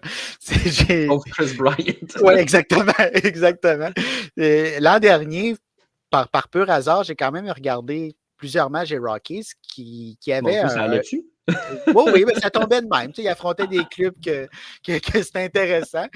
Mais ils ont vraiment pas un mauvais club quand tu regardes ça sur papier. Non. Puis un club qui est le fun à regarder. Mais pas que c'est pas facile certains soirs. Là. Fait que oui, prétendre à mieux, j'ose espérer. Puis quand tu dis un club qui est le fun à regarder, tu veux dire la demi-manche au bâton, là, pas la demi-manche au monticule. Oui, exactement. C'est ça. C'est que la demi-manche au monticule, tu fais juste ordonner les points que tu as fait au bâton. Là. C'est ça, exactement. Les manches supplémentaires là, chez les Rockies, c'est très spectaculaire. Oui, C'est pas très vrai bien. qu'il y a personne qui aura pas de points durant la manche avec un coureur au deuxième but. Là. Non, ça n'arrivera Non, pas. c'est ça. Non, c'est ça. Exactement. Matt, une question qui vient de rentrer ici qui nous demande, avec les pertes de Houston cet hiver, est-ce que cette section est clairement celle des Rangers du Texas? Ils se donnent un avantage parce que les Mariners ne sont pas au même niveau, les Angels ne sont pas là, les Aces, pas une vilaine équipe, mais écoute, c'est pas une équipe qui peut rivaliser pour le sommet de sa division, là, vraiment, vraiment pas. J'ai envie de ne pas sous-estimer les Astros parce que, écoute, les Astros, depuis 4-5 ans, ils font juste perdre des joueurs puis s'en remettre.